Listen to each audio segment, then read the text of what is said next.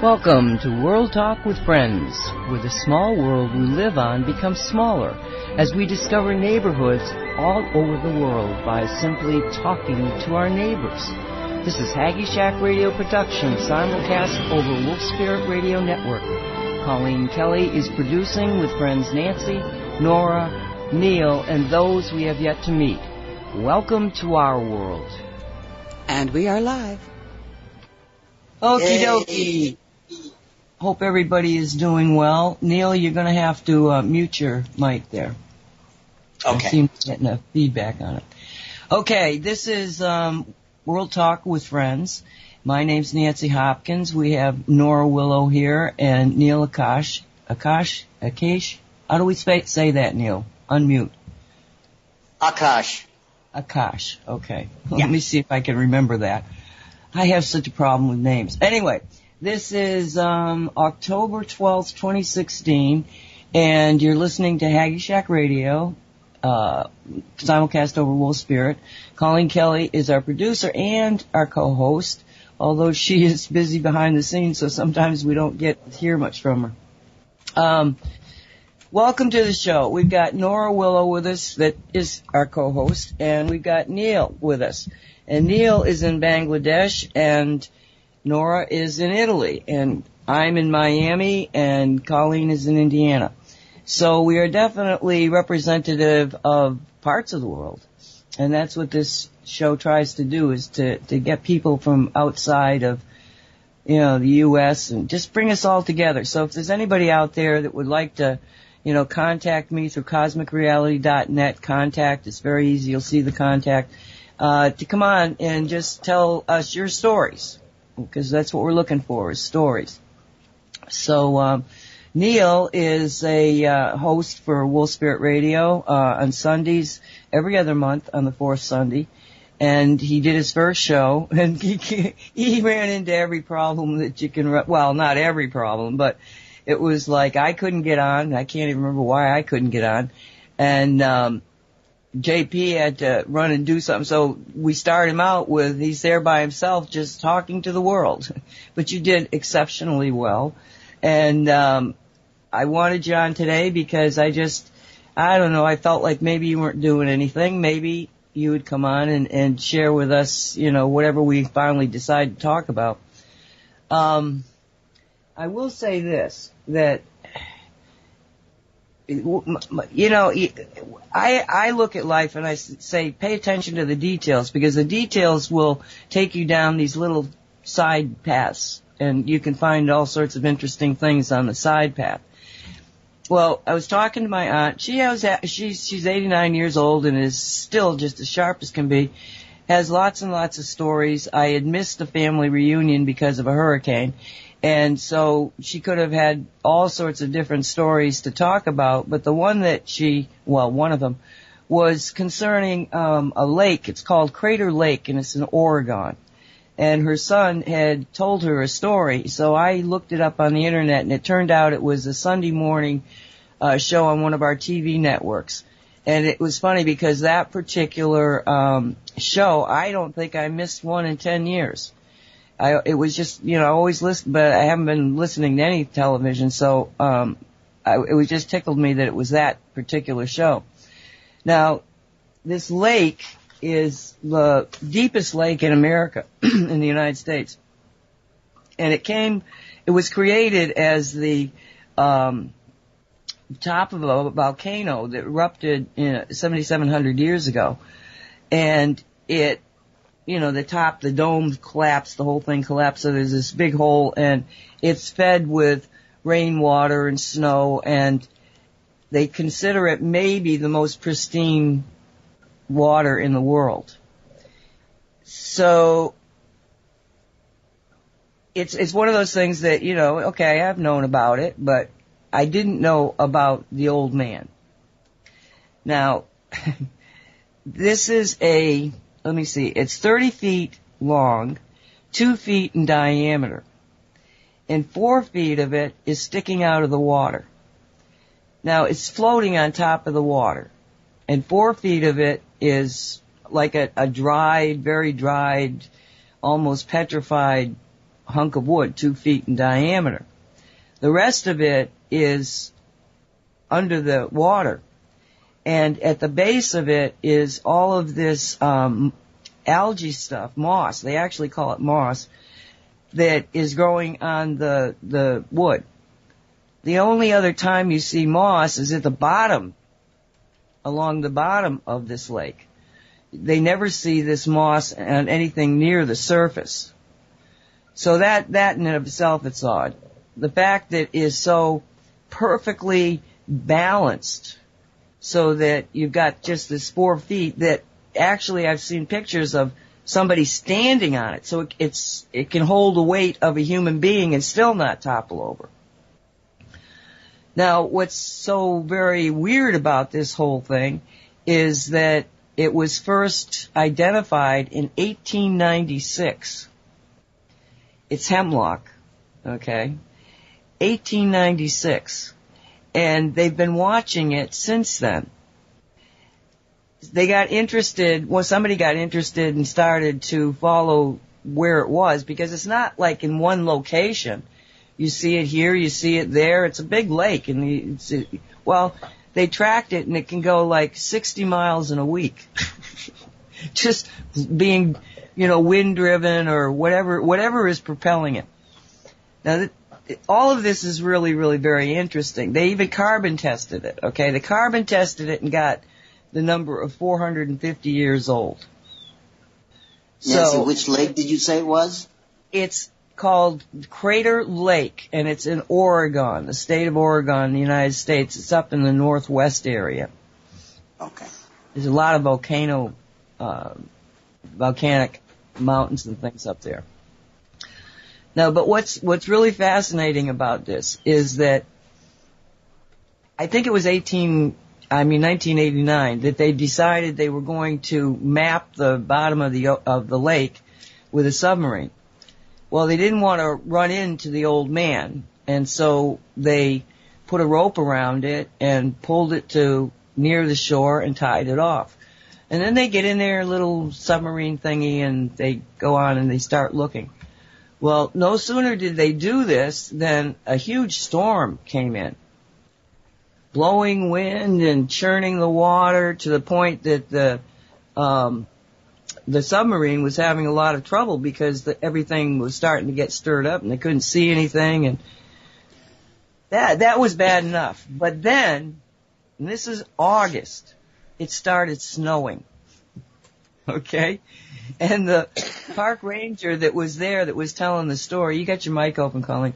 The park rangers that was there telling the story, he said, once it started snowing, a couple of these scientists kind of quietly went over and took the rope off of the old man, because by that time they were so freaked out they figured there was some metaphysical thing happening. These are scientists, right? And as soon as the old man started to move back out into the lake, the snowing stopped, the storm stopped. Now, wow. I think it's interesting that Aunt Peg, told me the story out of all of her stories. But I couldn't get it out of my head. And it started me wondering, how many stories do we know that have absolutely no 3D explanation? And that led me to fairies. So I sent some links to videos that seem to see fairies. And Nora's grew up in Saudi Arabia and Neel in Bangladesh. And I just want to know the stories that you guys grew up with that were sort of fables, but, as you get older and you find the complexity of where we are to be, just kind of mind-bending, if you wouldn't reconsider some of those stories. So, Nora, why don't you start out? Sure. Hi, everyone. Fairies. One story I could start with is my father. He shared with me once when he was young, and at the time they were still living in these mud houses, and there wasn't much civilization at the time. This was, let's say, about 60 years ago, 65 years ago. So there was a lot of desert around, the towns, even though he was living in the north, and there was also a lot of green and mountains. So there was a variety of nature.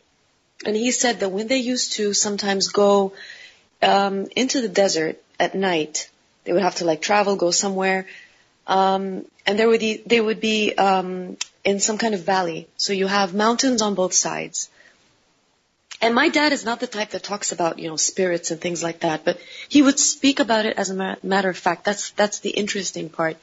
And he says, I remember these lights, him and the other people that were with him, they would see these lights on top of the mountains or the hills, jumping from one mountain to the other very quickly.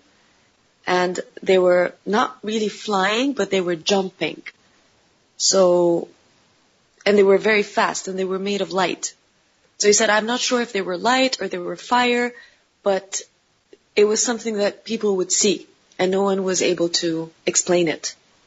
So that's one little story that I can share, as a beginning, regarding, these strange things that you find in nature.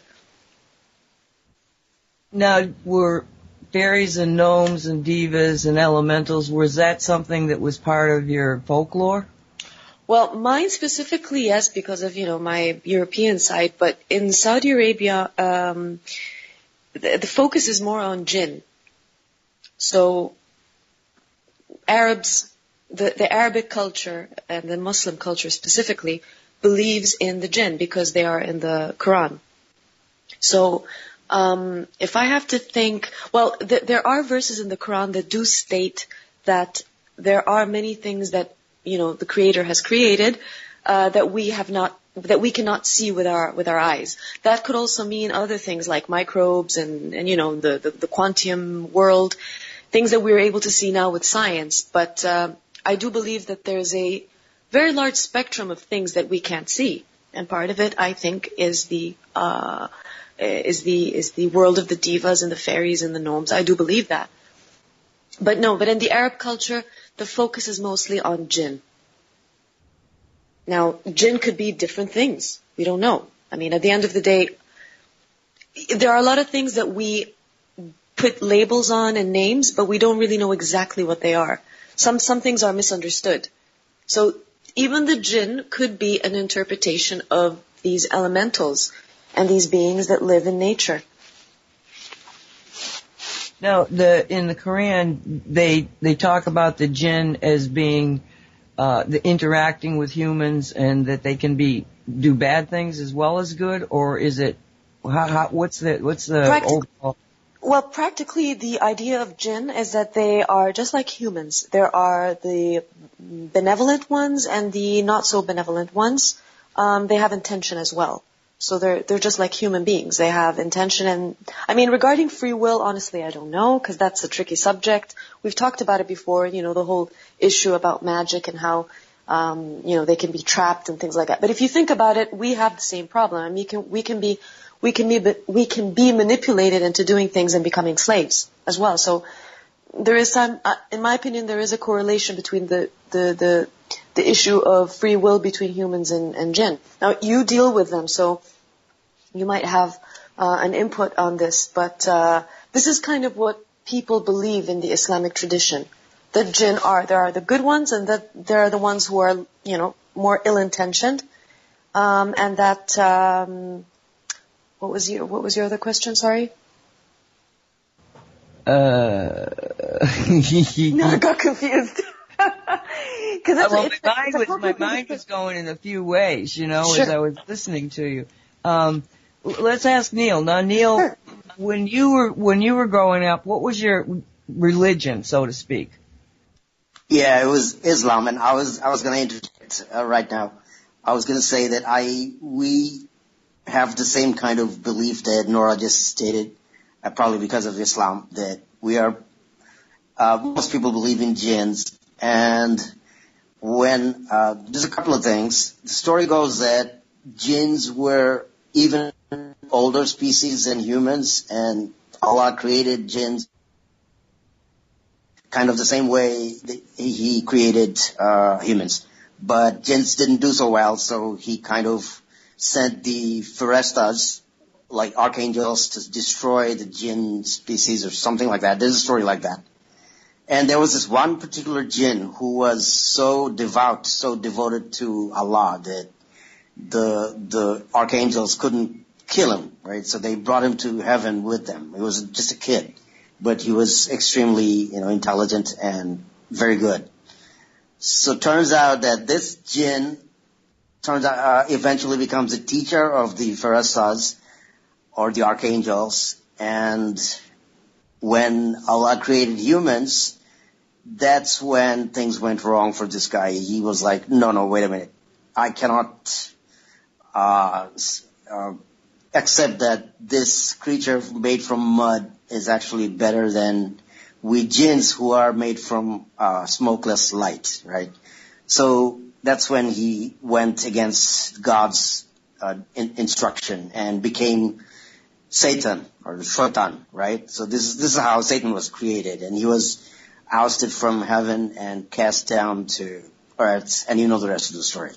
So that's another aspect of jinn. So Satan is actually, according to Islam religion, he's actually a jinn. And he has a family, so Satan or Lucifer, I don't know, I'm not sure if Satan and Lucifer are the same being or not. Some people say they're different beings. I don't know. But Satan supposedly has a family. And he has a family, and they don't like humanity, and they work against humanity. This is how the mythology goes, Islamic mythology, as far as I understand. But with my studies on reptilian beings, shape-shifting reptilians and stuff, people often try to tell me that the shape-shifting is also done by jinns as well. They can also take up different forms. So a lot of people think that it's actually the same thing. The reptilians and the jinn might be the same beings. And for a while, I also thought that it might be true. But eventually, I studied one of the blogs, which was very, very thorough in explaining why the ETs are different from these indigenous beings such as jinn and other dimensional beings, because they show different characteristics. For instance, I don't remember all of them, but one of them, which was very crucial for me, was that ETs often come in spacecrafts. So this is one of the things that really tells them apart. And interdimensionals are not known to abduct people. So this is another thing. So they had a bunch of other things that they mentioned.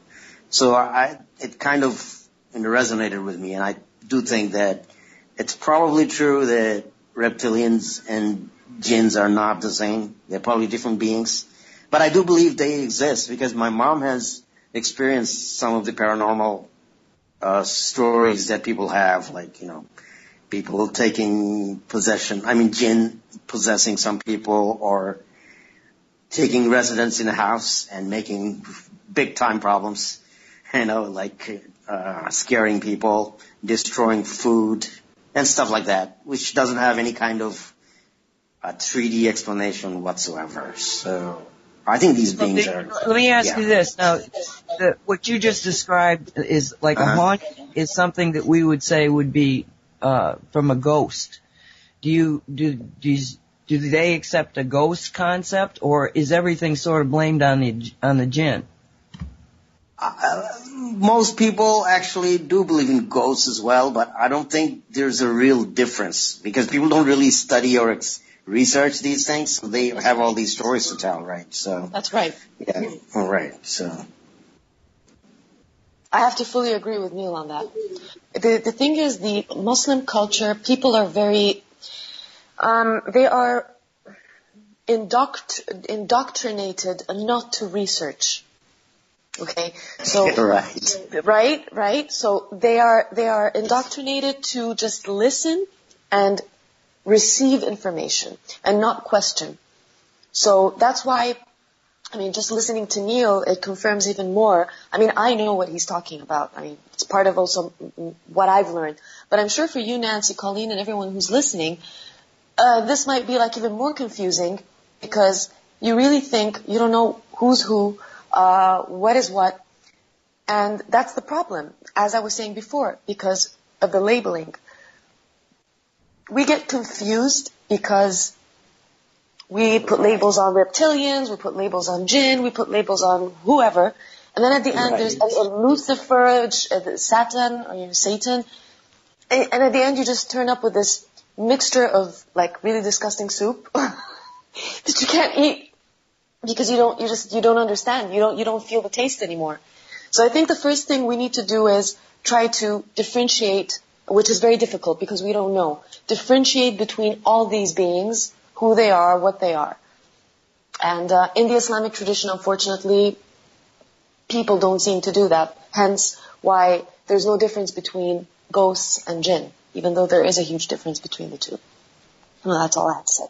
Well, I want to say that this sounds an awful lot like Christianity, because we, as Christians, are not encouraged to question, even though Jesus said question everything. You're supposed to listen to what they tell you and take it to heart and not ask any questions. People are actually thrown out of church for asking questions, even as children. And it is all garbled up, as you say, in the labels. You know, either this group is all bad, there can't be any good ones. Exactly. And this one is all good, and there can't be any bad ones, which is, there's good and bad, negative, positive in every thing, every one. So, I'm not sure it's all that different. Plus, you know, the story of the jinn who was taken to heaven and was favored of God, or Allah, and Lucifer, or Satan, although, as Neel said, there can be some confusion there as well. It's basically the same story, just the names have been changed. Yeah. Right. Right. Yeah, because Neel, is there another name for Satan in Arabic, if you can remind me? I mean, I'm trying to think. Or is it just like shaitan, Satan? Yeah, he had a different name. It's Azazel. Azazel.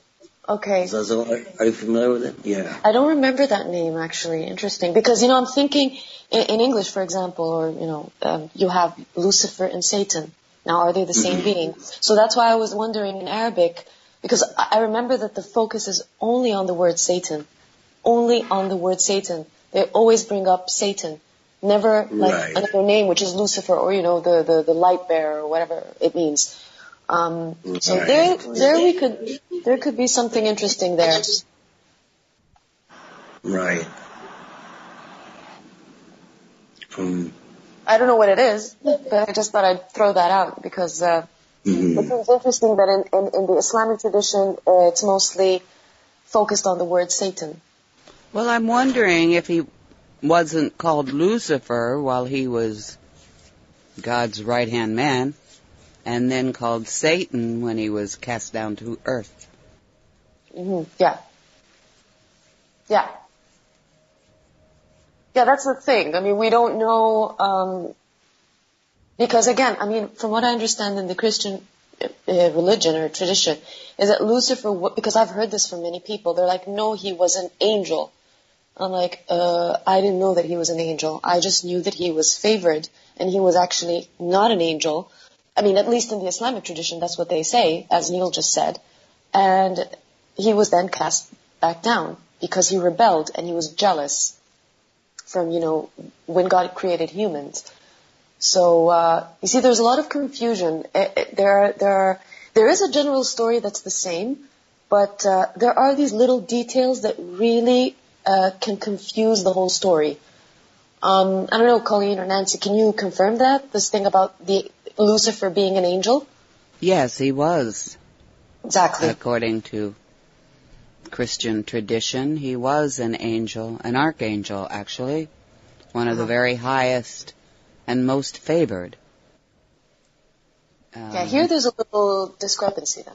There's a difference. Yeah. Well, let me ask you this, Colleen. Now, God makes the Adam Cadman, the human figure, and Lucifer says, I'm not going to bow down to these people, right? But then there was a war. What was the war about? I'm always confused as to, Archangel Michael going against Lucifer. Do you know the details of that war? And the reason I'm asking is Nora and Neel, does this reflect anything in Islam? Yes, the war was, there's the Greek mythology as well as the Christian one. And to me, they're both mythologies, which doesn't make them not real or not true, because much of mythology was once the religion or the belief system of the various people in time. But there was a war because Lucifer, of course, was very angry and went against God, so all the angels fighting on God's side against Lucifer and his side, because he wasn't all alone in all of this. But it was, the war of the gods, basically, with the angels doing much of the fighting. But it's the same, there's the wars of the ETs, which also is mixed up in all of that, because, a lot of these beings that we called angels could very well have been ETs. Well, can I please, can I get in there? Sure. Because you just said something that is so spot on. Now, what do we believe that God is? Omnipotent, knows everything. Why would God favor Lucifer? This is just a question, okay? Why would God, if God knows everything and knows what's in all of his creation's hearts, why would God favor Lucifer if Lucifer had the tendency to be jealous and to revolt this way? Well, to me it seems, just to finish, to me it seems that it could be what you just said, that this whole story wasn't really talking about Prime Creator. It was talking about these demi-gods or whatever they're called, which are maybe these beings. Right. Well, one, if man had not yet been created, then perhaps Lucifer had nothing to be jealous of until that point. And yes, the one who we call God may not be the prime creator, but the one who came to earth and created, to use another term, but I don't know that it was created so much as manipulated, the DNA of humankind. And because, the Bible says, let us make man in our image, which appears to indicate more than one. And I think that, and it also says, he says, thou shalt have no other gods before me, which also indicates there's more than one. My thought has always been, if it's the prime creator that we're supposed to honor and worship, he wouldn't, or she, wouldn't have to say, I am God, and there are no others for you, So to me, it means that the one who did all the manipulation and created maybe so-called modern man, may not be the prime God, the true creator. Yeah. May I interject here, Colleen? Sure you can. Okay. I think those of us who kind of tend to research these things get into this question that whether or not the God of the Muslims is the prime creator or not. I asked this question myself, and I still don't have an answer, to be honest. The reason being, I studied some of the material by this Masonic scholar named Manly P. Hall, and I have very high respect for this guy. I mean, when I read his material, I trust it. I resonate with what he's saying. So I put a lot of value in his writing. So what he says about Prophet Muhammad is he only has good things to say about this man, mostly. And saying that he could have been the richest, most powerful guy in the world, but he chose to be a poor man. He lived and died a poor man, making his own food and sewing his own clothes and stuff like that, which I think is very, very highly impeccable of the Prophet. And that gives me the impression that this was a very advanced soul, and regardless of the battles that he fought. And I try to keep a neutral view on these things, try not to, figure out if he was good or evil because he fought so many battles and so much territory was earned under the flag of Islam. I don't know if that's correct. That's a good thing to do or not, even though I would opt for nonviolence. But obviously, it's not so simple. It's not so simple. So anyway, the point is, so if Muhammad was such an advanced soul, and some of the masters, some of the adepts have told us that our prophets are usually, they come down from higher dimensions to coach us, to guide us, humanity, about certain things, to help us grow spiritually. But if that's true, and it's also said that these beings often come from the planet Venus.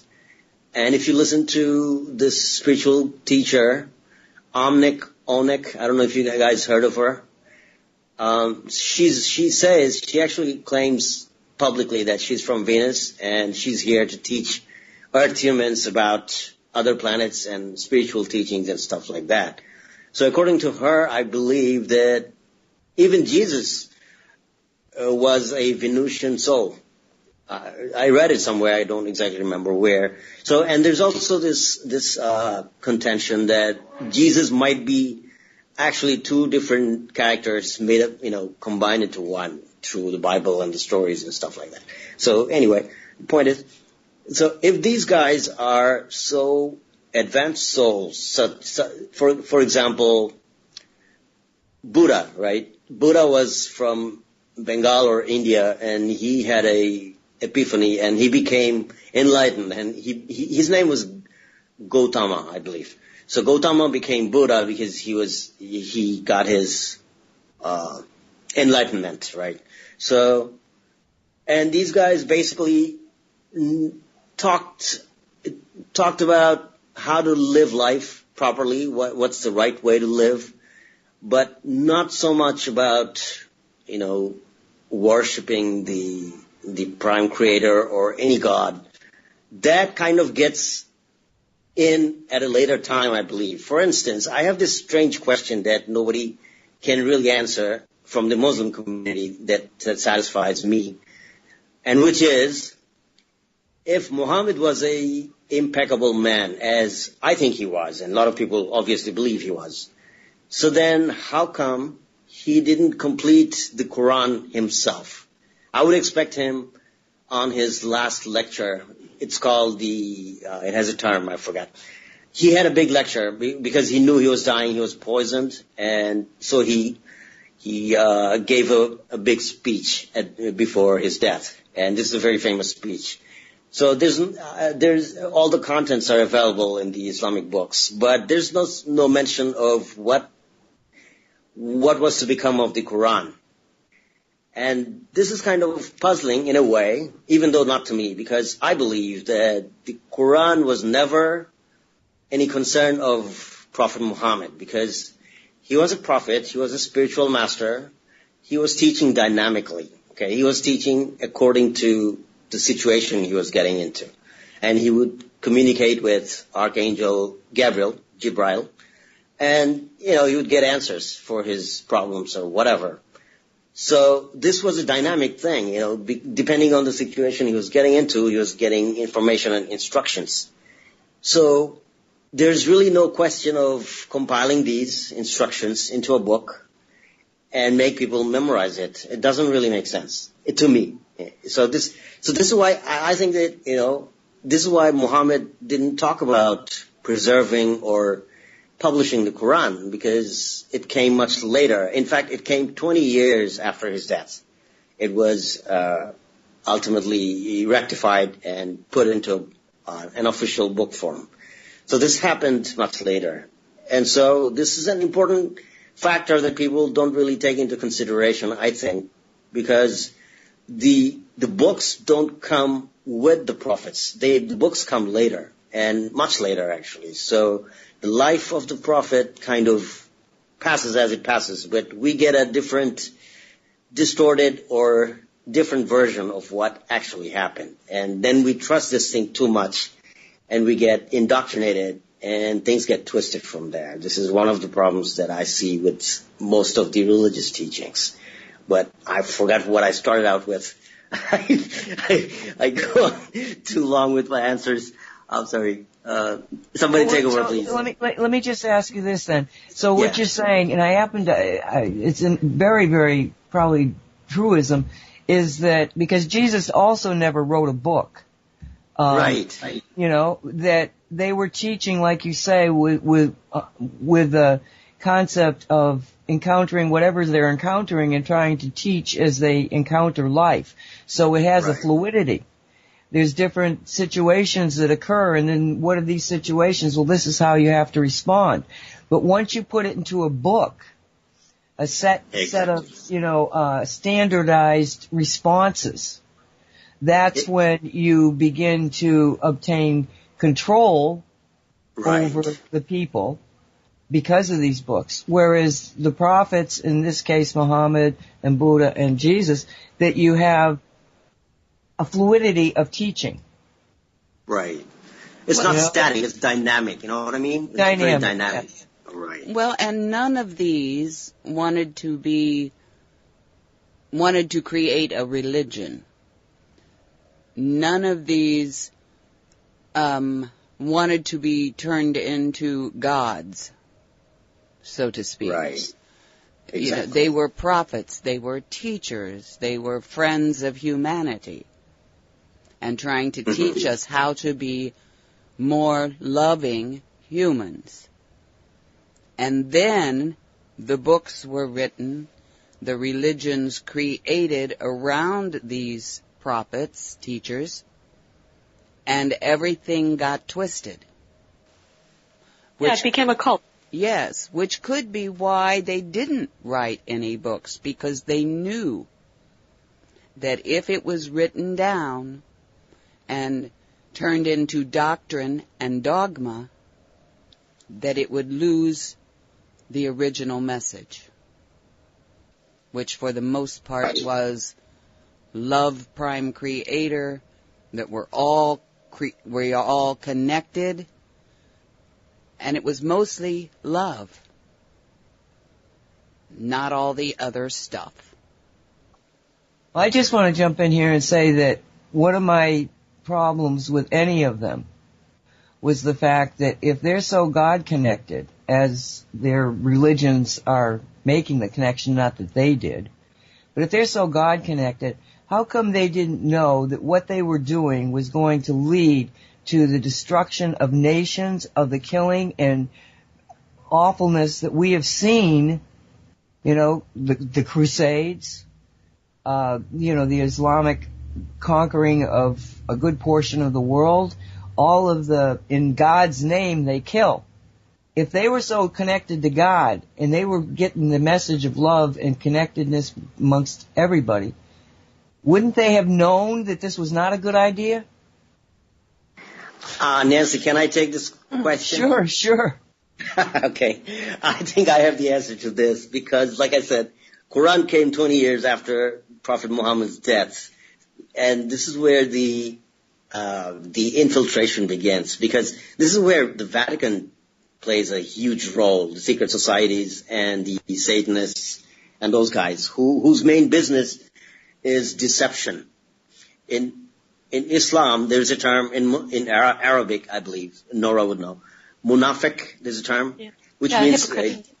right, hypocrite. So deceiver, right? So, and I think the original teachings were never bad by Jesus, Buddha, or Muhammad, but they got distorted, and turned into something else. For instance, circumcision, right? Why we have it. This is actually, circumcision particularly is very, very ancient.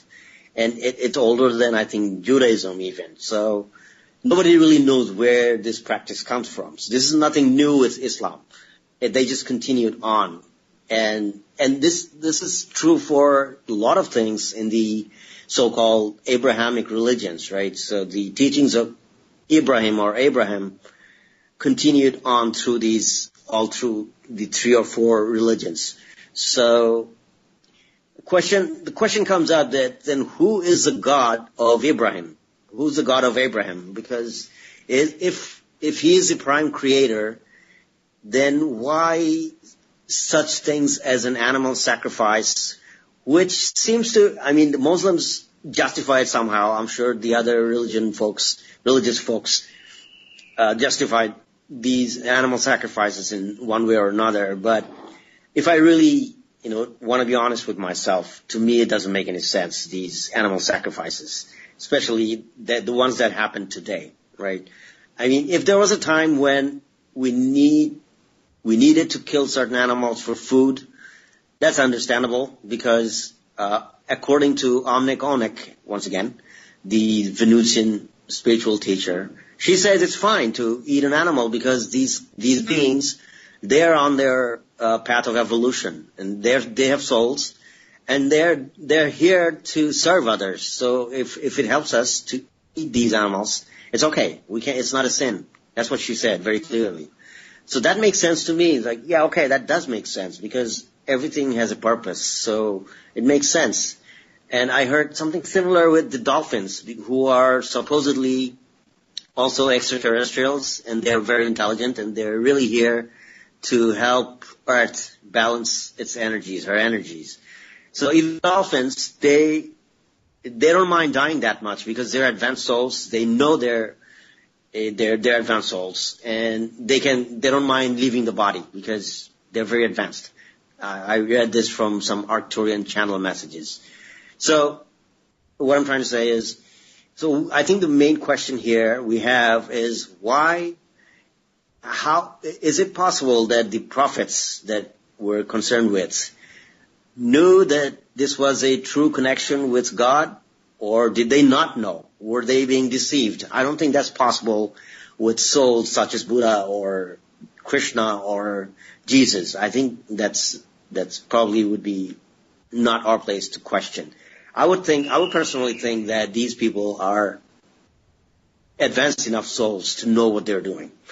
The problem comes in afterwards with the commercialization of religion, politicization, with the Vatican Church and the secret societies and the Masonic deception. And I think Freemasons has a lot to do with the distortion of the teachings, because if my studies are correct, originally the secret societies were built by the ancient Atlanteans who tried to save the ancient knowledge, but they didn't want it to be shared with everybody because it's powerful knowledge, and in the wrong hands, these knowledge would be misused and used against humanity, which makes sense. But now when we study about the Freemasons, we find that most of these Masonic cults are actually, they have an esoteric and exoteric circles. In the lower degrees, they are taught certain things, and in the higher degrees, we're told that they have reptilians and Dracos and Satanists and Luciferians who are doing child sacrifice, human sacrifice, blood drinking, and stuff like that. So obviously there's something going on here that we should be aware of and learn how to distinguish, right? And I think one of the issues that we're handling right now is there are multiples of creatures, like Nora said in the beginning, that we don't know about, such as fairies, jinns, you name it, trolls, gnomes, divas. these creatures are all real. They exist, and there are also ETs with good, bad, and mysterious agendas. And because we don't know, we kind of lump them all together and call them this or that, Anunnaki or whatever. But the truth of the matter is, let's say, in the Vatican Church, there are certain extraterrestrial beings. In CERN, there are other extraterrestrial beings. In Pentagon, we have some. In Area 51, we have some. In Dulce Base in New Mexico, we have some different creatures. And they all have these different agendas. And we know now that we have a dozen or more secret space civilizations, breakaway civilizations, right? And these guys are doing business with ETs and whatnot. So it's really the Pandora's box have opened up for us now. It's like we really need to learn all of these things somehow, don't you think? Absolutely. Very well said, Neel. I totally agree. The interesting thing is, with all that you've said, and what I find ironic, is that it seems that we, as a humanity, as a collective, throughout the ages, we keep repeating the same mistake over and over again, which is someone that seems evolved comes, spreads the message of peace and love and everything that is good that will help humanity evolve. But then what happens? For some reason, it's twisted. When it's twisted, then there is a hold on, the collective, the masses. So when there's a hold on them, there's control. People do not have free will anymore, or they believe they don't have free will. So it just keeps repeating the same pattern of slavery, mental slavery, first of all, and it keeps repeating itself. So the thing that I always say to myself, which sounds so easy, but it's not, because we're not talking about one individual who has a choice. We're talking about hundreds of thousands, millions and billions of people, individuals, each one with free will to give away that free will or not. Okay? So I'm not saying it's impossible, but we see where the dilemma and the problem is. Because you can say as one person, I can choose to have my free will and to practice my free will. But that's not the difficult part. Okay? Because when you put your mind to it, you can do it. You can create your own reality, all that. But the issue here is, how is the collective going to be able to evolve and jump from, make that quantum leap? Because it seems like even when these sages come and give, all these lessons, as a collective, we seem to not be able to persevere in following and continuing and evolving with that message. It just goes back. We go back 10 steps. So this unfortunately seems to be the problem. Now, I'm not saying this to be negative. It seems like a reality that there must be a solution, because there's a solution for everything.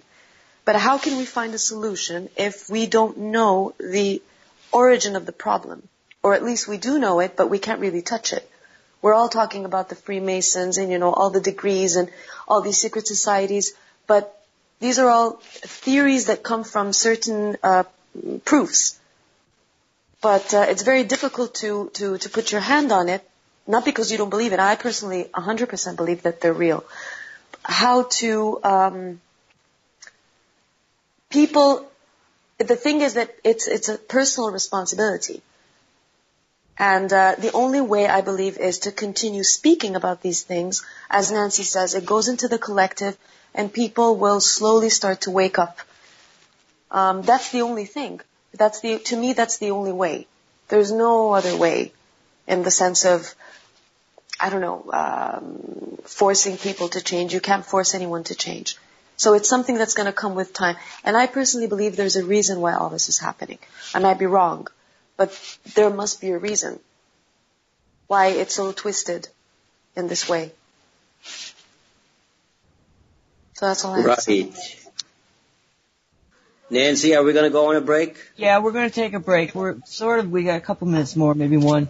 Colleen, do you have, do you have some music that you can put up for the break? Yes, I do.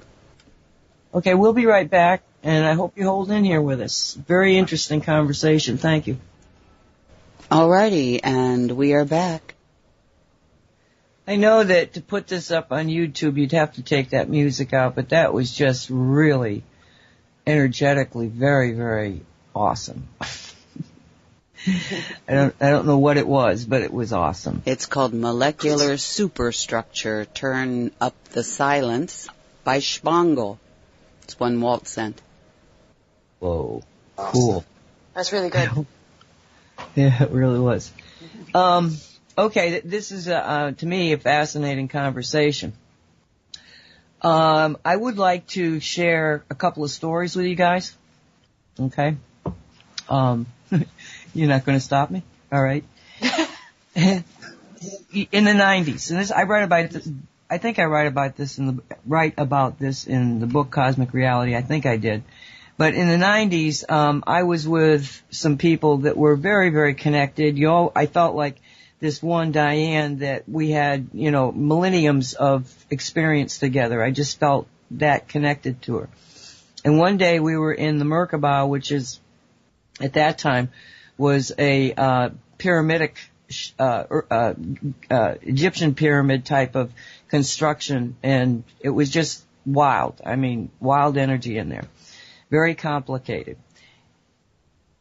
When we were sitting in there, and her husband was there too, but we were sitting in there, and all of a sudden I felt like I got yanked out of my body, and I'm standing someplace, and I'm looking around, I'm going like, where am I?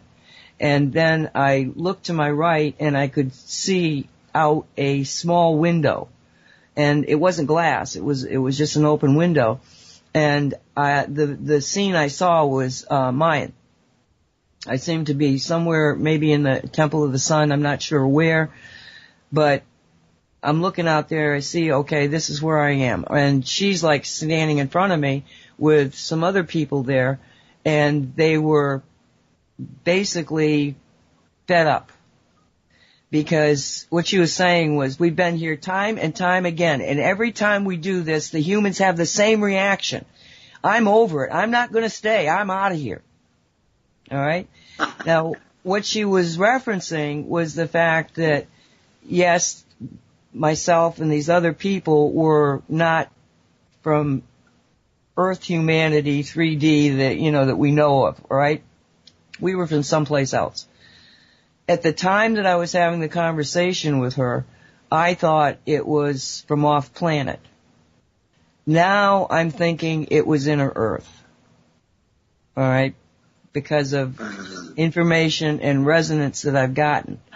But what happened was that every time we would try to, and as she's talking to me, I'm remembering in that other being, the other human, that other entity, I'm remembering all the past times that they had attempted to teach. And every time they attempted to teach, the humans would say, "You're gods." No, we're not gods. Right. We're trying to teach you. But it always, just like Nora's pointing out, it always was the same mistake that humanity was making time and time again. They could not find the magic within themselves. So my people decided to go back, but myself and two others decided to continue. We left the Mayans and we went north. And what happened was that this conversation of them leaving, me staying, whatever, all of a sudden we were back in 1990 America, and we're looking at each other. I go, "Did that just happen?" And she goes, "Oh my God." And so we had both been pulled out into those two people to experience the conversation that had happened way back, 1800 years ago.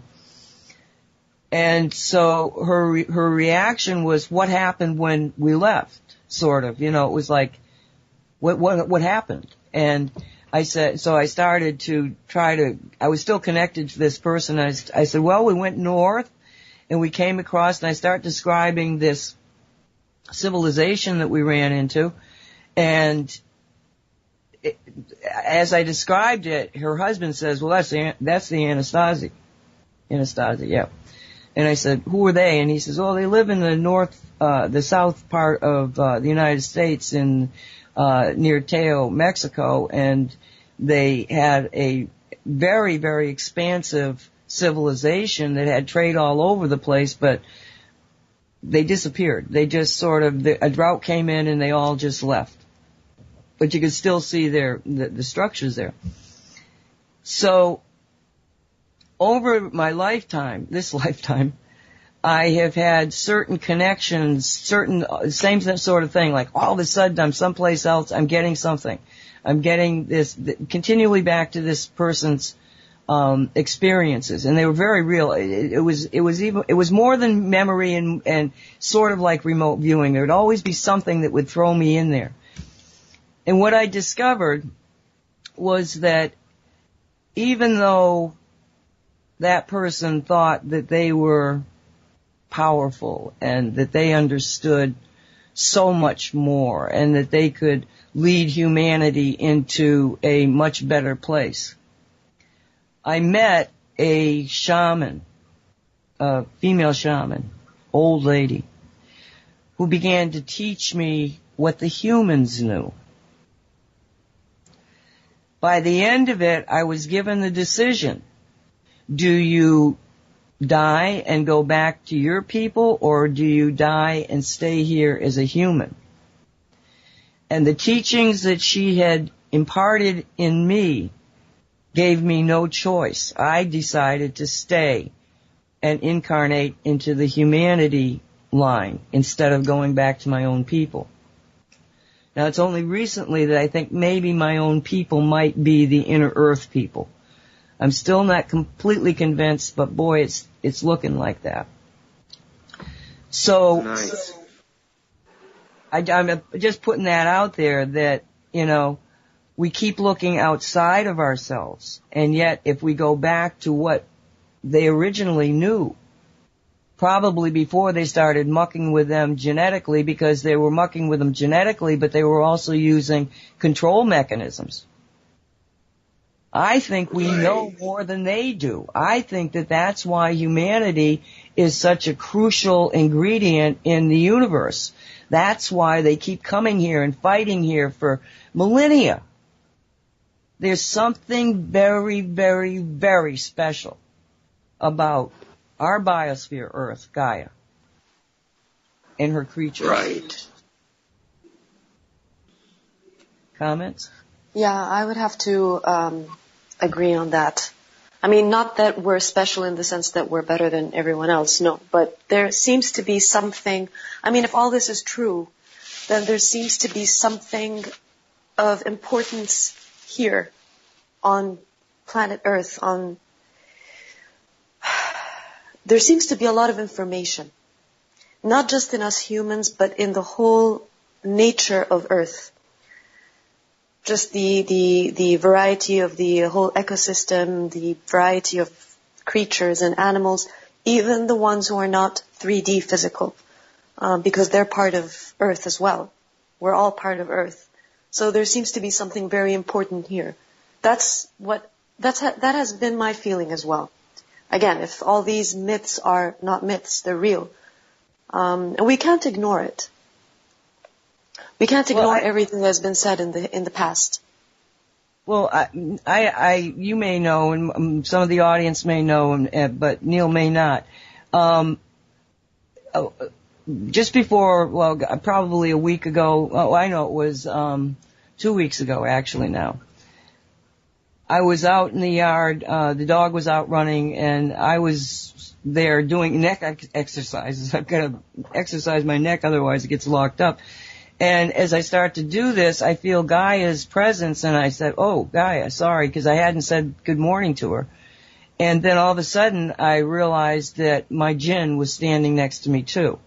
Now, Neel, I don't know if you know this, but myself and Walt Silva work very closely with the jinn. They're etheric beings.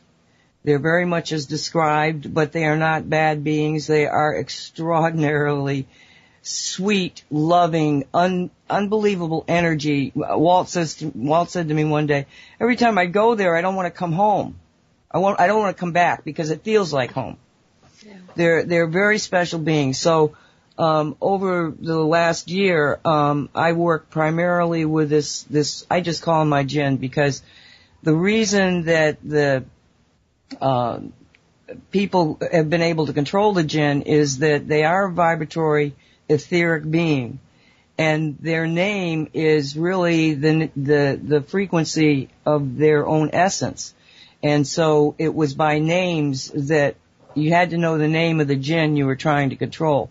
So even though they do have names, we do know them, we never speak it. So he's my jinn.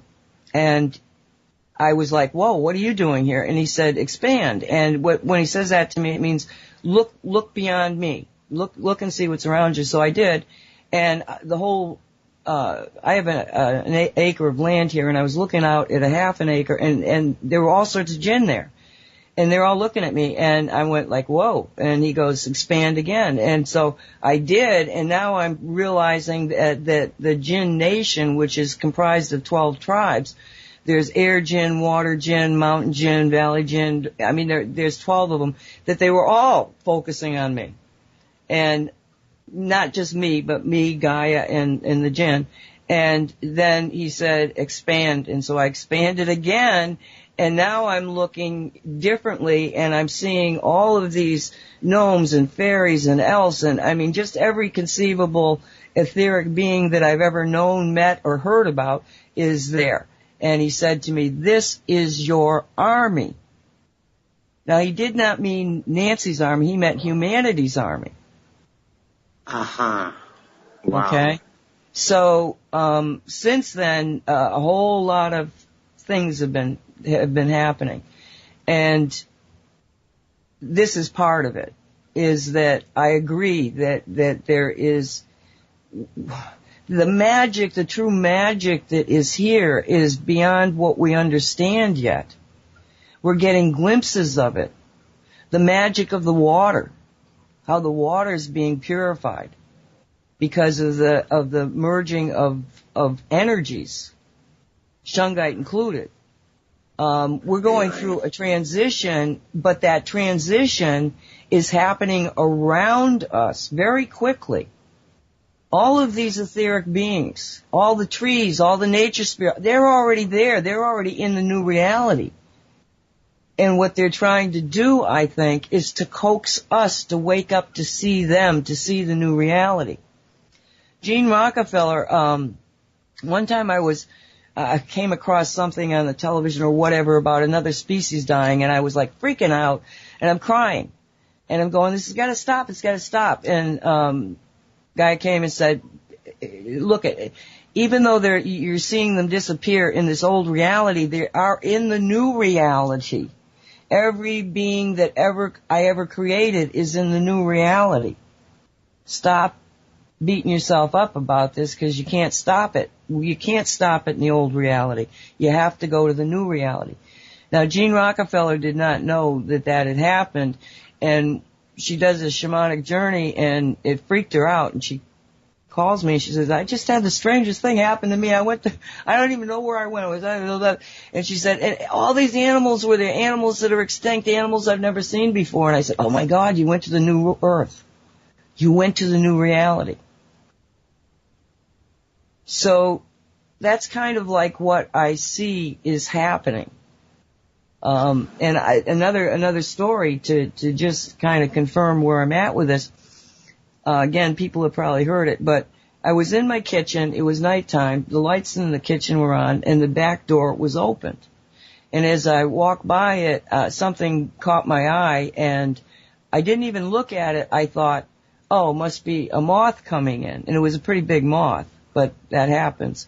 And so a moth is being attracted into the house because of the light. Well, just as it gets into the light, it stopped and turned around and very quickly flew away. And that made my 3D mind go, what the heck was that? And now it's gone. I can't turn and look to it, but I'm a remote viewer, and I can jump back and see what I didn't see, if you can understand that. So instead of just continuing to walk, I jump back, only this time, etherically, I turn and look at it. And honest to God, what I saw look like Tinkerbell, like a fairy. So, so I tell my friend Stephanie, and she says, oh yeah, she said, yeah, that's Tinkerbell. She lives in your house. I said, what do you mean she lives in my house? And she said, well, I see her all the time when I'm over at your place. And so does her daughter.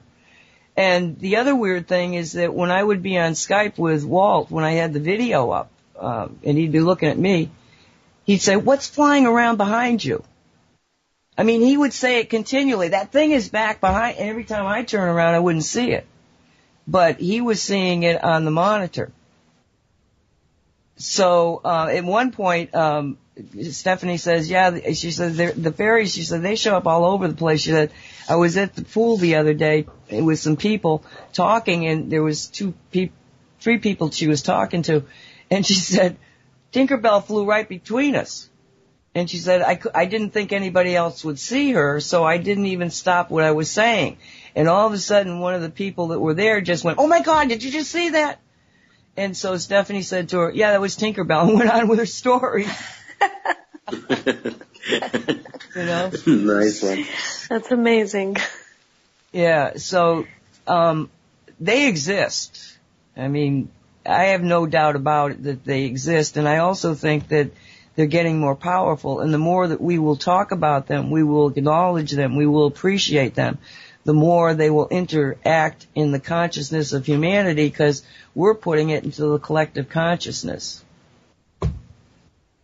Yeah, I personally believe that belief is what makes things happen, because if we look back at the idea of, the quantum physics or the quantum world, that there are endless possibilities. So whatever you imagine is not, our imagination is very powerful. So there's nothing that this is my personal belief, there's nothing that we imagine that just comes from nowhere. It comes from a place that we tap into. So if creation is eternal and just, it's how can I say, it's practically never ending, then whatever we believe comes into our own reality. But not necessarily that we create it, but it's because we're part of that collective, we're just tapping into it and bringing it into our own reality. Yes, that's how I see it. Yeah, I think that there's a humanities collective, and then there's a bigger even collective than that. Because as a writer of fiction, and have been writing stories in my head since I was a kid, because I had a paper route, and I didn't want to get bored, so I tell myself stories. So I know the difference in the imagination thing. It's really kind of interesting in that you've got almost 2 layers of imagination. And the one layer is when I'm writing and I'm plot building and I'm character building, and it's coming out of my imagination. I'm looking at it like it's a movie screen, okay? And I'm writing about it. But then there's this other thing that happens where all of a sudden it catches you by surprise. You go, where'd that come from? And so I think there's levels of what we call imagination.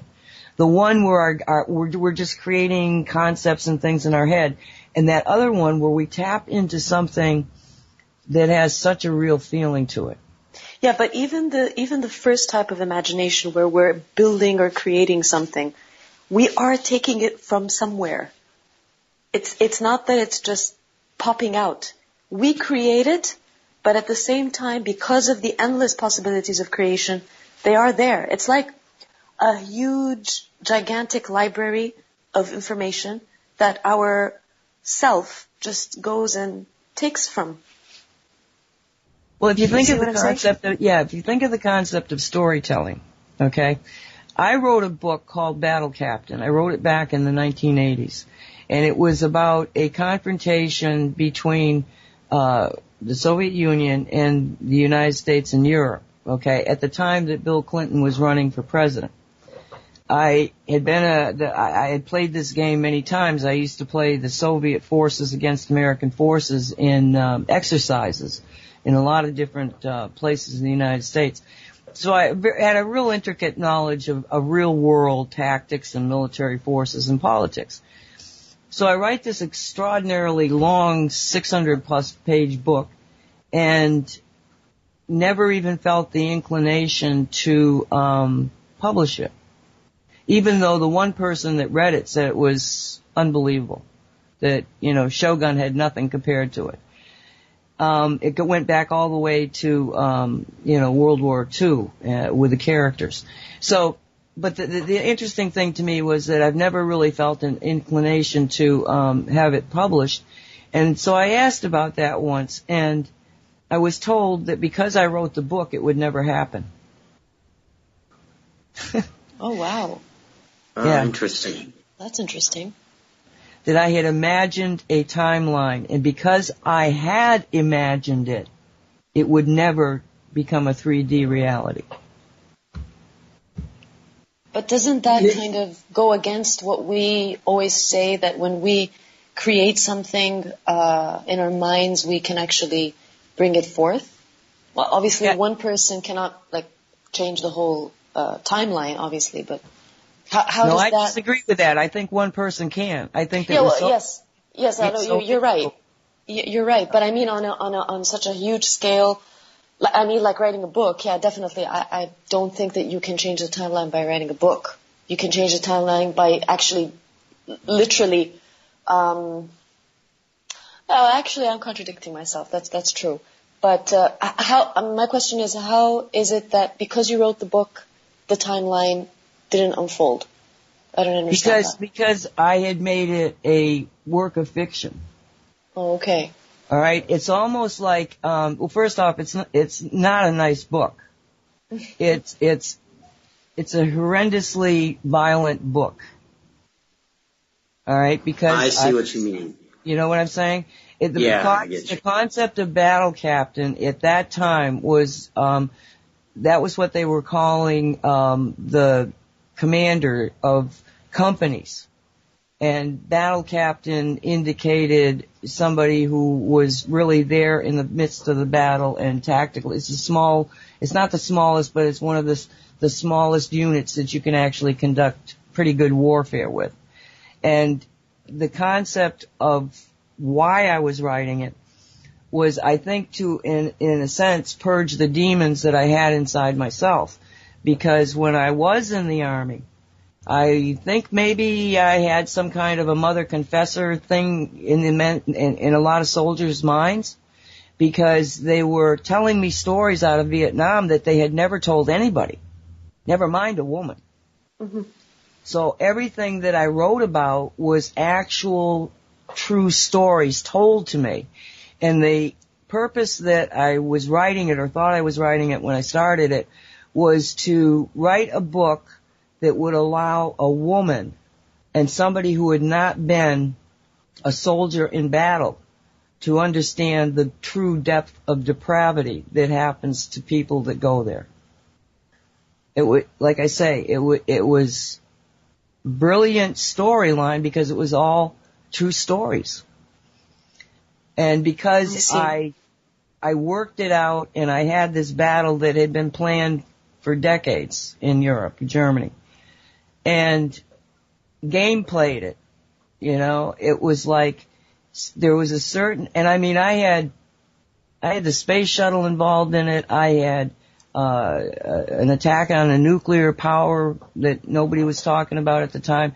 It was really a nasty book in that all of the negative concepts of war and the people that do this, the ones that fight it. And so because I worked all this out in a fiction and called it fiction.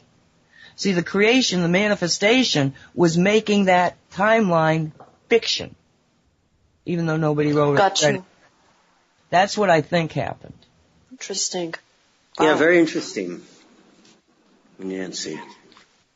Because I think, this is one thing that I think we need to be more conscious of directly, is that Nora was saying earlier that we, to rephrase her, what she was saying, we are co-creators of our reality. If this wasn't the case, then this radio show would have been meaningless. Because why are we here? We're trying to do something, right? It has a value to me. I'm trying to make some changes in my society. This is why I'm talking.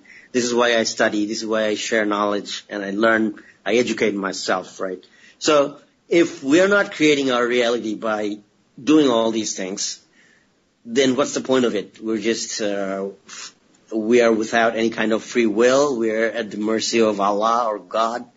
I don't believe that. So I think this is where I get into conflict with a lot of Muslims because they believe that Allah is responsible for everything. To me, it makes zero sense because it cannot be that way that Allah knows everything. It's already preset. What's going to happen is going to happen. Nothing we're just here to pray to Allah and, hope that things go okay if we please Allah enough, if we say our prayers on time and do all the things that we're supposed to do, circumcise our kids, etc., etc. I have major problems with that because I think it makes a whole lot more sense when we say that our imagination is very powerful and we can use it in different ways. Like Nancy just said that, you came up with the worst possible scenario for the World War III maybe or two. So you nullified it. You moved the timeline away from it using your imagination, calling it a fiction. So that's tremendous power, I think, that we have in our possession, in our realm of possibilities. So this is what co-creation is, right? We're here, 4 people talking here. This is co-creation because we're all coming from a different angle. I'm coming from Bangladesh. Nora is from Saudi Arabia. So we're all here together and we have our audiences listening to us, asking questions, thinking things. So this is what co-creation is all about, right? So I think, it's important to understand this, that what we do, think, and be matters a lot. Let me give you another story, okay? Okay. Walt Silva gets these things in his head, machines and devices, and he becomes obsessed with them until he makes them. So this was very early in the game. This is, 2 years ago. And he tells me on live, we're doing a show, and he says, I got this thing that I got to send to you. And so I said, okay. And so after the show, I said, after the show we'll talk, and I did. And I pull him up, and he gets on video. And when I look at him, I'm like, oh my God, what's the matter with you? And he said, that's what I wanted to show you. This device he had made actually burned his face. He looked like he had a second-degree sunburn. Oh, and he's holding up this cube in front of me that is blowing all this energy back through the Skype connection. And it was this big, it's actually over 10 pounds of resin. And it's made with shungite spirals, 6 of them. And I said, what is it? And he says, I don't know. He says, but I got to get it to you. He says, and he says, I don't really know how to do it because it's so powerful that I don't know how to get it to you. And so I said, Gaia, what do I tell him? And she says, tell him to turn it off. So I said, turn it off. He said, what? I said, turn it off. He says, how do I do that? I said, just tell it to turn off. So he gets meditative. And, then and I'm working on it too. And then he kind of comes out of the little trance he's in, and he said, oh, I think it's still on. I said, no, it's residual. I said, put it on the floor, ground it. So he disappears, he bends down, he puts it on the ground, and then he sits back up, and all the redness is gone. Gone. I said, well, I think it's off because your face isn't red anymore. He sends that to me. Then not shortly after that, and I get it here, and I'm like, what am I supposed to do with this thing? And I was guided that it was some kind of, we were trying to create a new reality. We were talking, details about how do you do it? What do we do? What do we do? And this cube was the key to grounding space, available space, and creating a new reality in it, as best as I can explain it. And it was out, we got it in the Merkaba. There's a long story about the cube itself, but we get it in the Merkaba, and it's just sitting there, and I don't really know what else to do with it. Okay, we got this thing. Then he sends me this other thing, and I said, okay, what are you sending me? He says, well, it's a radionics box, and I don't know if you know what radionics boxes are, but they're very, very old. I don't even know how far back these things go. But basically you take a witness, which is really a piece of a leaf of a sick tree or a picture of somebody that's ill, And that witness energy is then matched in the radionics machine. And the radionics machine has dials that really connect to nothing, in most of them. And you're just dialing this in because you're dialing yourself in, and there's a way of determining what kind of healing element is needed by the person that's a witness. So anyway, he makes a radionics box, but only this time he does put a circuit in it, and the circuit's based on shungite. So when he sends it to me, my friend Cindy was here when it came, and I'm looking at it, and I noticed that when I moved it, it seemed to have something loose inside of it. So I get him on Skype. I said, there sounds like there's something loose in there. And he said, oh, maybe some connection came undone. And so I open it, and I find that one of the pieces of shungite that he had put in there had come out of where it was, and there was no way it was going back. And so I said, Walt, I think that, and I talked to Cindy, and we'd agreed that this piece of shungite should come out of the box. So took it out of the box, put it back together. Now this piece of shungite is silver saturated. It's actually got silver in it, okay? And so I put it right next to where we are on the table, and then a little bit later when we went to look for it, we couldn't find it. I mean, it was gone, right? And I'm like, okay, so I still don't know what I'm supposed to do with this radionics box. So it's just sitting here, you know, and all of a sudden I was doing something. I think I was even watching television and doing some, you know, making pendants or something. I was doing something, and all of a sudden I get, right now. And I'm going like, what? I mean, it was so loud. I went, what? You know, and you got to get the radionics box. And all of a sudden I'm getting this download of I got to get this radionics box, and I got to start it up. So I get it. I try to start it up. I can't, it's not turning on.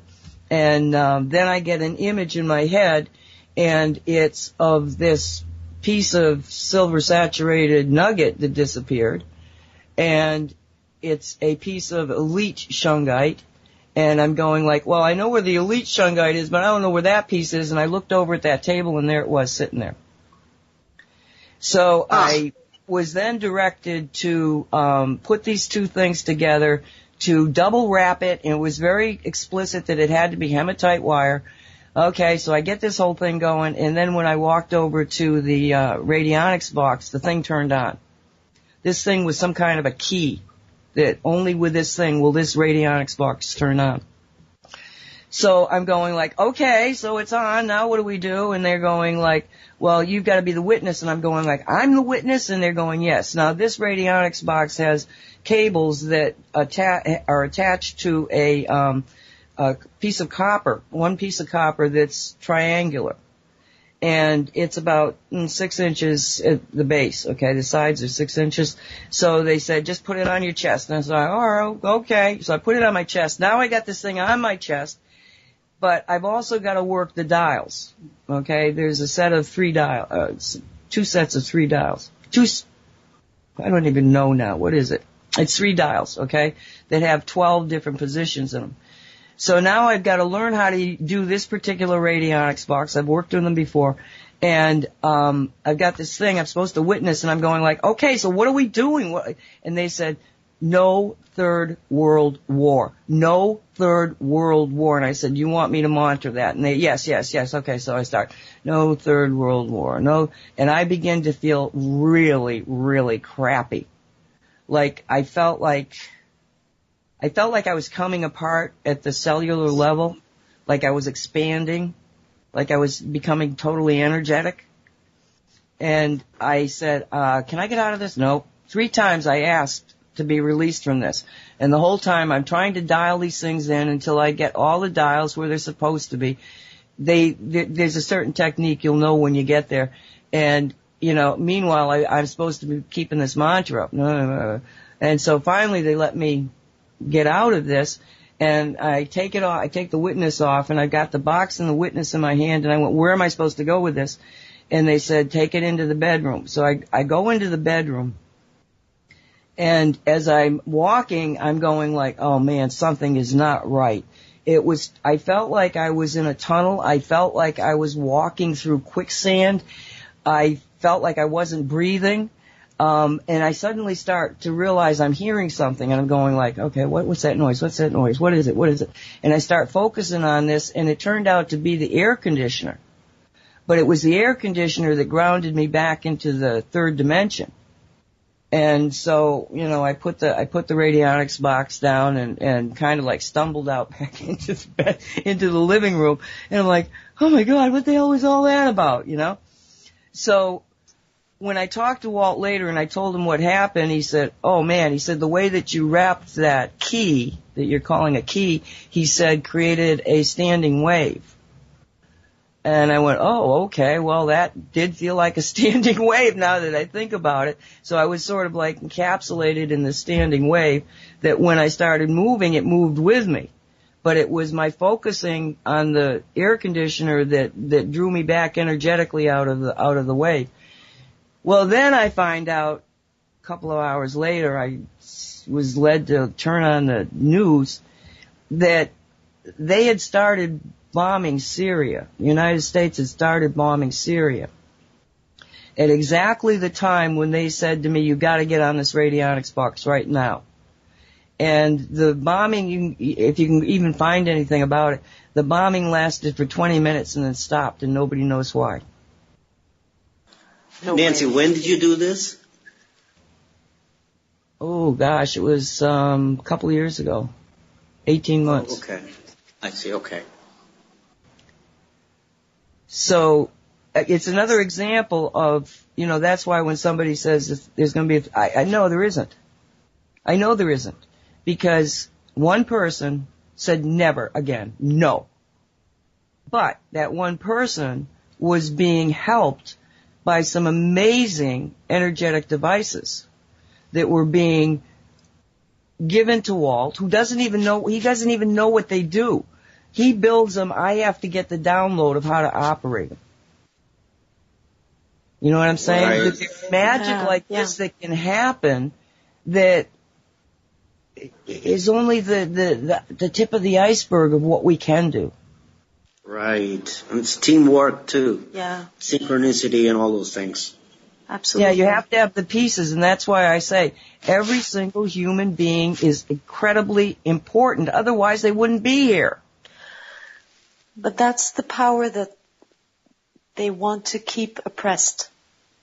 Because as, you know, every person wakes up to their power, then there's no more control. Then the status quo disappears. So we really realize that, going back to the whole issue of religions are made for control. This is something that seems to be extremely obvious. Now, if following the teachings is one thing, but following the indoctrination and becoming fanatical, and just saying, I'm this, I'm that, and labeling, we just create we become part of the problem. So, I mean, it sounds like maybe it doesn't make sense, but it is all connected. And we go back to the whole issue of the witch hunting, you know, when they used to burn the witches. And there are so many stories in history that show how obsessed these people in control are to oppress the human power, the individual power of each human being. Because just from this story, I mean, look what you did, and you were able to make a difference, however small or big. Yes, but I was just part of the story. That's what I'm saying. That's what's so important to take away, is that we're all just part of the story, but each of us as a part are critical. Exactly. Right. Absolutely. You know, Nancy, one of the things, I watch a lot of Japanese anime, and there's a lot of fighting, and in those battle animes, this is what they often focus on, that there may be a very weak character, and they wouldn't know how to fight, but they would still come handy somehow in a battle. And the little thing they would do would actually turn the tables. So, you know, so in other words, everybody has a role. And nobody needs to feel small in any way. And nobody has to follow a leader. Right. That's, I think, the critical thing that we're understanding. Yeah. Is that, I mean, we had a show last night, and, you know, Colleen and I talked about the debate between Trump and Clinton. And these people are so ridiculous that those people that are even partially awake are going to go, I don't want either one of them. I don't want to be led by these people. It's like even the old 3D Matrix is starting to show, well, this is a bad idea. You want to follow these people? You know what I'm saying? It's like there is no leaders out there who are bringing us together. It's people like you and Nora and Colleen and myself who get together and talk about these things. Exactly. And other... Yeah, sorry, go ahead. No, go ahead. Go ahead. No, I was going to go off on a tangent, but Nora, you want to go ahead first? I'll talk about it later. No, I was just going to say something kind of, silly, but it seems like it's a different subject, but just because of, the whole leader thing and how, people who have power and money, it seems to be so easy for them to bully the, smaller people. I'll give you a little funny story that happened today. It's extremely silly, but it is very telling, to be honest. Now, I did share before that I have a part-time job right now, and I'm working as a promoter / waitress in this very small restaurant. It's a family business owned by Italians, and practically their restaurant is down in the metro area. There's like this long hall, and obviously a lot of people don't know it exists. So hence, the promoting. So we go outside and start promoting. And there's an area where we stand where there's a big McDonald's in the main square of Milan. And thousands and thousands of people go in there every day. So I and my colleague, we never stand in front of McDonald's, all right? Although we do have the permit, and that area is not owned by McDonald's. So out of respect, we don't stand in front of McDonald's. Okay, so today we find these people coming out and telling us not to stand in front of their, from McDonald's, not to stand in front of the door. And we're like, yes, we don't do that. No, you do that. We've seen you, and that's absolutely not true. If we have to just practically we pass so we can cross the street, but we never stand there holding the ads like high up when we're passing by. We're very respectful. And this woman comes out to me and she's like, well, yeah, if you do that, then we're going to have to call the police. And I just looked at her and I said, damn, McDonald's, they don't even need frickin' advertisement. We're just a small little business, literally nothing compared to them. So I looked at her, I said, you know what? Listen, you want to call the police? Go ahead. We have our permit. Very calmly, I said, we have our permit. And by the way, just so you know, this area where, it's facing your door is not owned by McDonald's. We don't stand there out of respect. So if you would like to call the police, please be my guest, but please don't waste my time. I have to work. And she just looked at me and she's like, oh, no, we don't want to create problems, blah, blah, blah. I said, then that's fine. Please, can I continue working? Now, I am not a sarcastic person, but this just shows you how, even if you're small, this is just a metaphor of our life as a whole. You should never be afraid to stand up for who is trying to bully you, intimidate you, just because they're bigger, they have more money, they think they're more important. And I think that if each and every one of us can have that strength, now again, this is not like I did something amazing. I'm just giving a metaphor to how I believe each individual should be. We shouldn't be afraid to stand up for ourselves, no matter what it is. I think it's a great metaphor. Thank you. I do. Yeah, I totally am there with you. Now a clock is asking you guys a question. What has helped you most to get on the path that you are on now? Do you want to go ahead, Neel? Great question, now o'clock. Thanks. Okay, yeah, 9 o'clock. I love that. I love that name. Mm-hmm. Yeah. Okay, I'll go ahead. I have a couple of things in mind, but first thing I want to mention is Project Camelot and the Basis series, Carrie Cassidy and Miles Johnston. These guys really, I'm very grateful to these guys. Plus, the other thing that I have in mind is Don Juan Castaneda's books, Carlos Castaneda. His books helped me a lot cutting down my own ego. And I think that was crucial pretext to before I got into the Project Camelot and Basis series material where I opened my eyes. So that's it for me. Nora, you want to go ahead? Sure. Personally, I think I started when I was much younger. I was a child, so I've always had supernatural experiences when I was a kid. That's where I think there was already awareness from, there was already a lot of awareness from a young age, but then it went dormant for a while when I was a teenager. Nora, what kind of supernatural experiences? Well, there were a few. I mean, for example, one that I had when I was 9, there was this dove, white dove, that came to the house, and it stayed for about a week, and even my family remembers it. And I was obsessed with it. So I would always go outside, and it would be on the floor, just staying there on the floor. I was always afraid that, the cats, the stray cats would eat it. It was always there. No cats would get close to it. So one night, it was around 9 o'clock, if I remember correctly, there was this voice, just like what happened to you, Nancy, when you're like, get up now, do this. So I had this urge that I had to get out of the house, go into the garden, and look for it. So suddenly I get out of the house, I start looking for it. She wasn't there anymore. Suddenly I look up into the sky. She flies right above me, and she's filled with light. She's like glowing.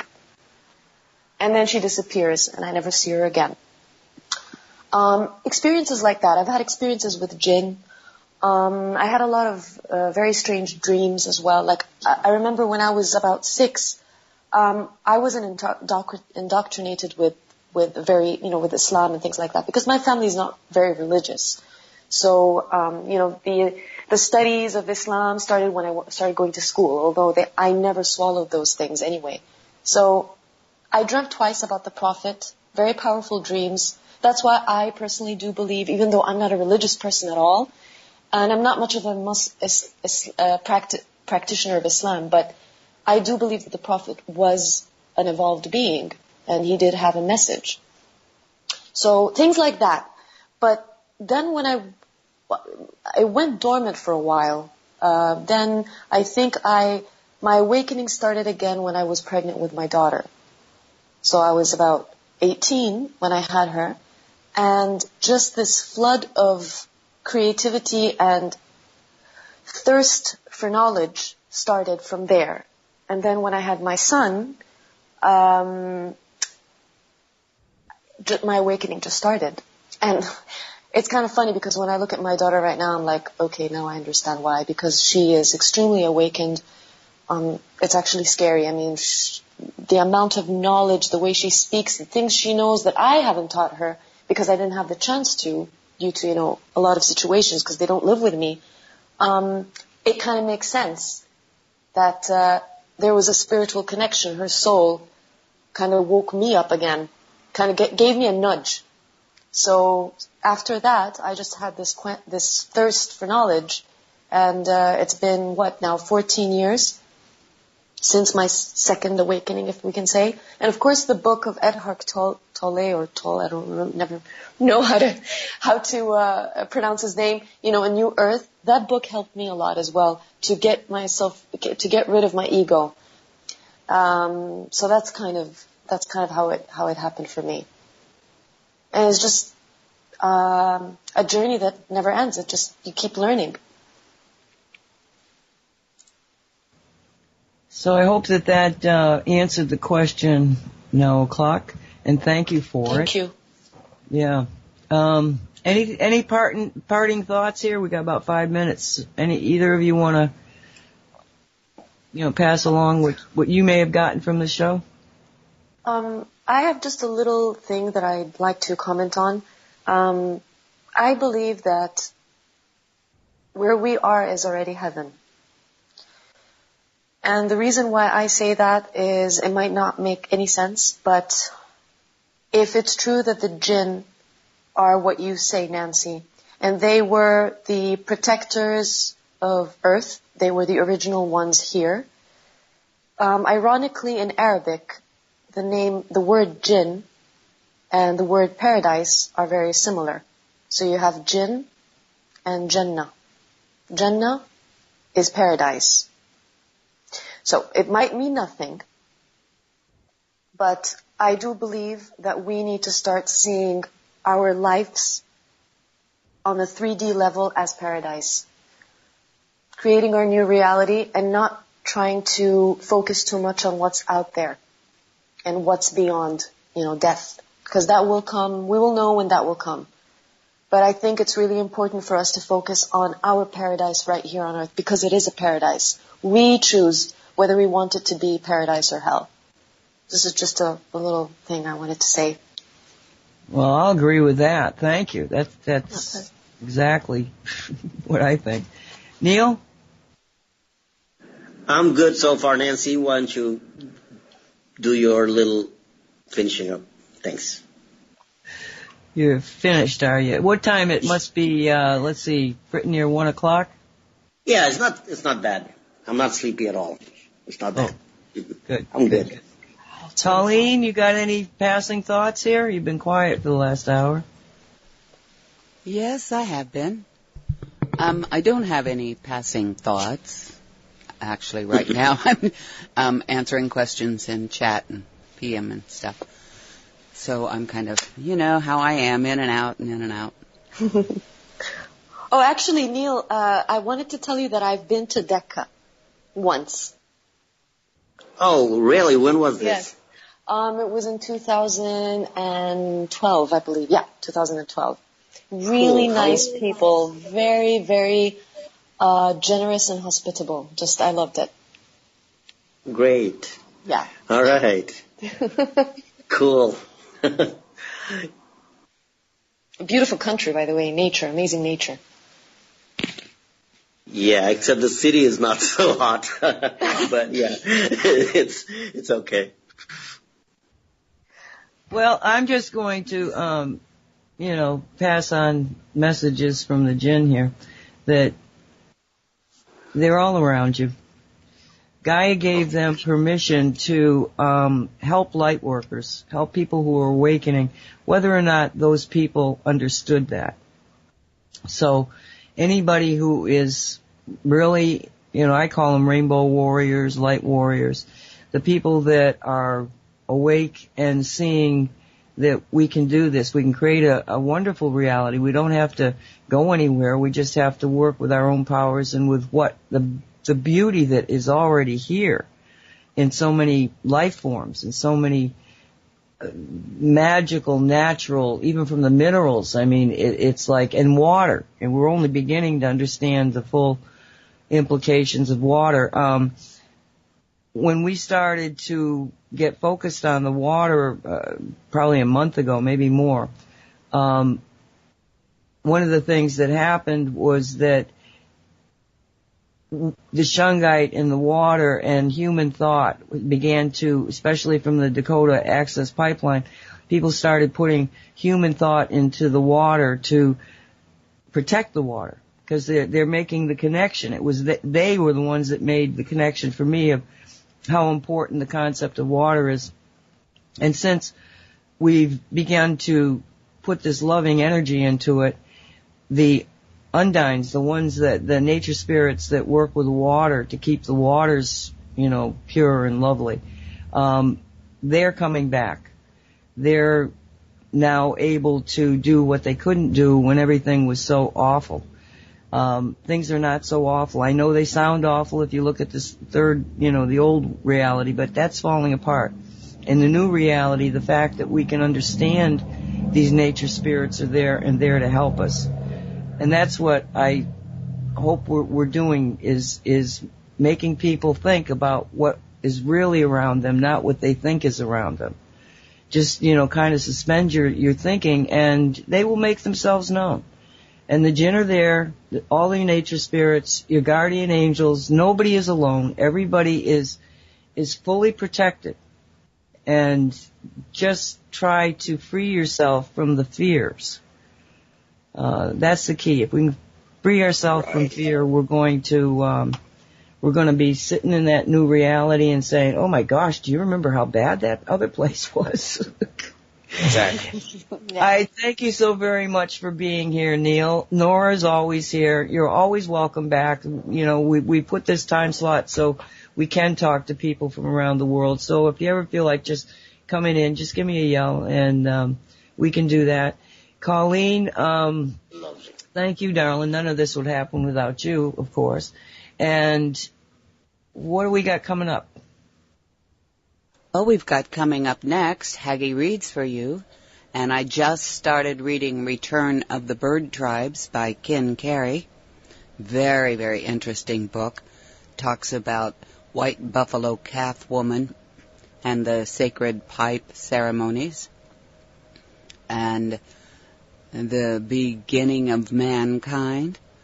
Very, very interesting book. I actually ordered 3 of Ken Carey's books and plan on reading all of them. And then after Haggie Reads for You is the Fans of Whitley Strieber show. Fans, yes. And I've got his latest show up, which is it's about the Hurricane Matthew update. Of course, this is from last week. The show today will be amazing show on preparing for the afterlife and a witnessed OBE. And he has guests Marla Fries will be on with him, as well as William and Susan Bowman. And then I'm going to be playing an older show of his, and I'm sorry I didn't get that information copied and pasted so I could tell you about it. And then I've got Jeremy Vaney's latest show, and I'm waiting on my browser to do whatever it decides it wants to do when it wants to do. And it's the last in a segment that he's been doing. And he's got his new one up now, so I can't really look at it real quick. So that'll be about 2.5 hours of Fans of Whitley Strieber show. And then I'll be turning it over to JP when he comes on at 6 o'clock for Sean David Morton. All right, awesome. Cool. Everybody out there, we thank you so much for being here. Just be safe and, look around. You might find a fairy or 2 in your yard. Cool. Thank you, Nancy. Thanks, you, Nancy. Guys. Thanks, Nat. And thanks, Neel. Thanks, Colleen. Thank all of Bye-bye, you. everybody. Bye-bye. Bye. Thank you for visiting. You have been listening to World Talk with Friends, a Haggie Shack radio production simulcast over the Wolf Spirit Media Network.